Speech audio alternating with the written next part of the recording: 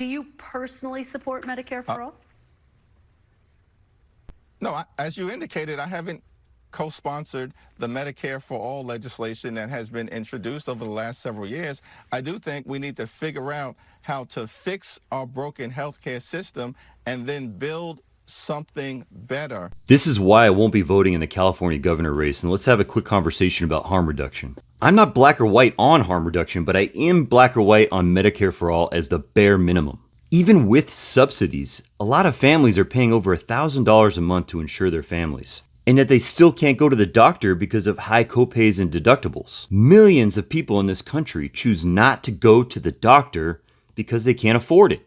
And how much more are we spending in treating these horrible diseases when we could be doing this kind of preventative care? And Democrats have been for some kind of universal health care since FDR, and that hasn't changed. Until now, all of a sudden they're not. And Javier Becerra is saying very similar things, and I can't figure out for the life of me how rank-and-file Democrats are putting up with this. 70% of Americans support Medicare for all. Let me repeat that. 70% of Americans support Medicare for all. The problem is more than 70% of Democrats take money from insurance companies. Now back to harm reduction. In 2024, we had to vote for Kamala. And if you didn't, I honestly don't understand it. As bad as Kamala was, this was a very clear fight against fascism. A situation where harm reduction was very important. But California has a supermajority in both state houses. If Steve Hilton were to somehow get elected, he wouldn't be able to do anything. And we'd have a better chance of getting a progressive in the next election cycle. But Javier Becerra has got to be one of the most useless politicians I've ever seen. With him in office, Dems are just going to keep making the same mistakes over again. And California will continue to just be a state for old people and tech bros. This is the kind of game you have to play to beat the establishment because they will do anything. And so in races that are relatively inconsequential, you shouldn't vote for someone just because they have a D next to their name. Not that Democrats care at this point, but if you want my vote, elect progressives in the primaries. Otherwise, I'm out in the general unless it's an extreme circumstance like 2024. And as many of you know, I don't even think a majority in the House is going to do anything. I'm more about electing resistance leaders anyway.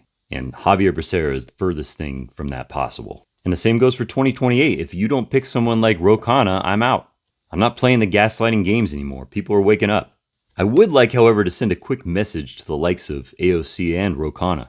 What are you doing still supporting Jeffries as speaker? You won't get anywhere if that continues. I see AOC lately playing these political games, trying to rebrand herself, and it's only going to hurt her. We want to fight her. We're going to choose someone else. I am fully convinced that the road to defeating the swamp is independent. No, that doesn't mean I'm putting everything in independent candidates and expecting them to win everything, but it means playing the game like this. If you're out there and you're anywhere close to a normie, leave the Republican Party and leave the Democratic Party. They are all about voter registration. If the voter registration dries up, so does the money. And then watch them come crawling back to the AOCs of the world who can bring in small dollar donations. Jeffries and Schumer have completely given up on anything, any Democratic related ideals. I can't honestly, at this point, name one progressive policy that they're for, except maybe when it comes to various social issues.